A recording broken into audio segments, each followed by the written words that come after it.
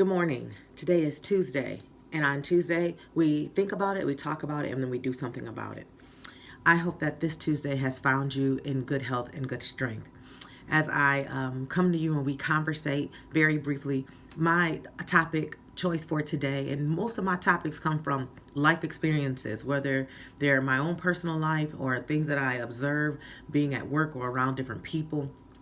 But our conversation and our topic today is mind your business. So, normally, if you hear someone say that in our culture and in the African American community, they're generally talking about somebody putting their nose in someone else's business. That's not the mind your business that I'm talking to. Although there's nothing wrong with people being mindful to mind their own business. I typically say that to one of my children a lot, who I'll be talking to one child and this child will chime in to give me information, and I'll look at them and say, weren't you supposed to be doing dishes? Like, how are you over here in this conversation and you're supposed to be doing dishes? Mind your business. Keep your nose on your face. So, but our conversation of mind your business is we're talking about your dreams, your desires, your aspirations, and your destiny. That's your business. Mind your business. So, because we are creatures of habit, it is easy to get entangled, and not just entangled in a negative way, but to get yourself involved in a lot of other things. They're not bad necessarily, they're not good necessarily, they're just involvement in things. But the more things that you get yourself involved in is the more dedication you give to that, the more sacrifice you give to that thing, which doesn't allow you much time to mind your own business. I want you today to think about, what is it that you want to do for your life? How do you want to set yourself apart from everyone else? What aspirations, what dreams are you trying to conquer on a daily basis? And are you minding your business? So, for me, minding my business is making sure that I read at least 30 minutes a day.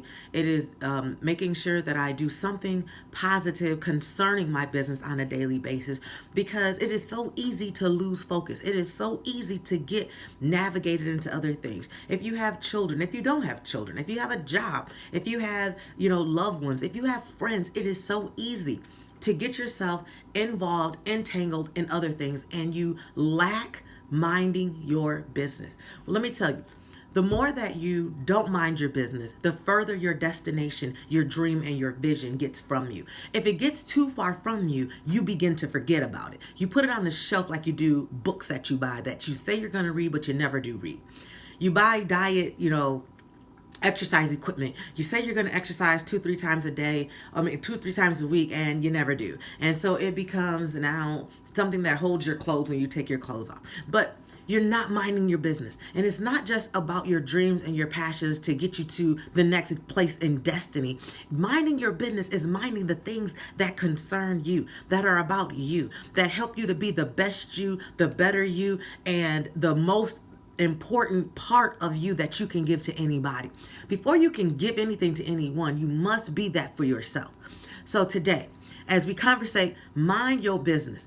Are you minding your business, or are you preoccupied with doing things for other people? Have you not carved out any time to mind your business? I encourage you today, give yourself 15 to 20 minutes a day to mind your business. Whether that minding your business is doing research, doing reading, doing some meditation, all of those things are vital to you minding your business. In order to get your business from here to there must be some activity that you're doing to get it there. Minding your business, couple of things. There's enough on your plate to continue your commitment to yourself. You don't need to consume and digest what's on someone else's plate. Not only that, but no one can mind your business better than you. And have you ever noticed that when you go out and help other people, when you go out and commit yourself to doing other things, and I am not against that, I am very active, but you cannot give more time, effort, energy, and finances to other things more so than you're doing to minding your own business. Refrain from overloading yourself. We are people who love to be involved. If you are a person that loves to be involved, you'll look up and your schedule is totally compacted and there is no time, and you're exhausted mentally, you're exhausted physically. But how much time did you give to minding your business? None. And then one day goes by. And then 2 days goes by. Next thing you know, it's day 5 and you haven't minded anything in your business. Let me tell you, that is a trick of the enemy. The enemy's trick is to keep you so busy, to keep you so occupied, to keep you doing everything and anything but getting you to the promise. The promise that's in your heart, the promise that's in your head, the vision that you see, the things that you want to accomplish. Don't be tricked over and over again. I notice I'm getting older. I'm going to tell my age because I don't really care that people know my age. I'm not ashamed of my age. In my mind, I think like this. If I don't grow older, then I must die. I am 42 years old. In January, I turned 42. There are things that I wanted to have accomplished by 42. I'm not there yet. Does that mean I quit? No, it means I get back on this trail, I get back on this track, and I begin to mind my business. I begin to notice what didn't work before, and I don't do those same things again. I begin to notice what distracted me before, and so I remain focused in other areas. What did I have to do? I had to create this room that I am in, that none of my children are allowed to come in. When I'm in this room, don't bother me unless the house is burning down. That's what I explain to my children and my husband. Don't come in this room because this is where I'm thinking. This is where I'm meditating. This is where I'm focused. This is where I get away. This is where I begin to mind my business in here. So that in here, I can create this positive energy so that I can go out there and do what it is that I love to do, which is motivate, inspire, and give hope to people. That's what I love to do. It is from a direct standpoint, but that's what I love to do. I love to see people be what they think they can't be, do what they think they can't do, go where they think they can't go, by simply making things very practical for them. So today, I challenge you, think about it, talk about it, do something about it. Are you minding your business? And if you're not minding your business, when are you going to start? I'm going to give you thing that happened with my son. So remember I told you he didn't pass the driver's test, and then he ended up passing the test and he got his license. Yippee, yay. So I have an agreement with my children that I will match you up to a certain dollar amount. But you can't come to me, talk about wanting to get a car. Let's go look at cars. Now, if we're driving by and you see something you want me to stop and look at it, that's fine. But I'm not going to set a day aside when you haven't done the work of saving your own money in preparation for us to get this car. So I would tell my son, you need to stop worrying about, how it worked out for Adriana, your older sister, and Tara, your other sister, because he'll say stuff like, I don't remember Adriana and Tara having to do such and such. And I'd say, you weren't a part of those conversations because it wasn't your business. And so it doesn't matter what Adriana and Tara had to go through. This is the process that Randy has to go through. So either you're going to go through this process to get what you want, or you're going to decide that this isn't the route you want to take, and then you can handle it on your own. It doesn't matter to me. I'm game for either one.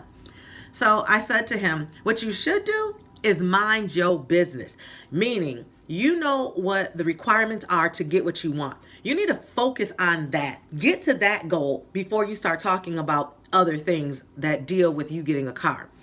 So on last Friday, well, actually over the 4th of July week, my son, he worked an enormous amount. I was surprised. I was like, you don't want to go to the family function? He's like, nope, I'm minding my business. I'm trying to get a car. I need to work. Inside, I was like, I think he finally gets it. So on this past Friday, he says, Mom, I checked my bank account. My money is in here. My uncle has found me a car for $1,500. I need to give him $825. I'm going to the bank. I'm going to get my money out. So he comes in, he counts out his money. He says, is it all there? I said, yes, it is. He says, am I able to, you guys matching me? I said, absolutely. I'm going to fulfill the promise that I made to you as long as you mind your business. Do what you're supposed to do. So on yesterday, I pull up while he was at a game playing basketball, and I pull up and he sees me coming around the corner, and I have his car. I went to go get his car from my brother.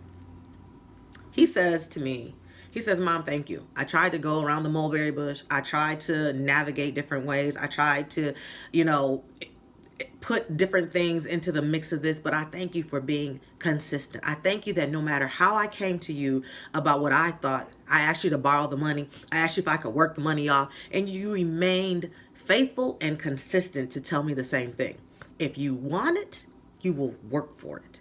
If you want it, you will sweat for it. If you want it, you will sacrifice for it. So he was saying, when I wanted to hang out with some friends, I decided to go to work so that I could mind my business. What's my business? I want to get a car. That's the business that I'm trying to accomplish. So all I'm saying is be faithful, be committed, be dedicated, and don't let anyone or anything stand in the way of you and your destiny. If you decide that minding your business is a top priority, others will respect it. They might not like it, but they will learn to grow and respect it. So my shout out is to my son. You did it. This is just the beginning of other great things that you can accomplish if you just learn to mind your business. Do what it is that's in your heart to do. Work for it, sweat for it, and I tell you that it will always be met with positive results. Why? Because God is faithful. God is a faithful God, and when you do what you're supposed to do, he will come alongside you and he will help make those things work out for you. But you must do something. So talk about it, think about it, do something about it. Tuesday is mind your business. Think about it. Are you minding your business? Are you getting where you want to be? Are you really doing the sacrifice? Are you really, hiding yourself away that you can build up the best you that there is? Are you eating off of your own plate, or are you combining your plate and someone else's plate? Listen. Think about it. Then talk about it to yourself. Be real with yourself. I look at myself in the mirror all the time. I'm like, okay, Andrea, we're going to be 100. That means I'm going to be totally honest with myself. Why? Because I can't be my best self when I don't continue to be honest with myself. Think about it, talk about it, do something about it. This Tuesday, I want you to mind your business. Have a great awesome day. I'll talk to you on tomorrow as we work it out on Wednesday.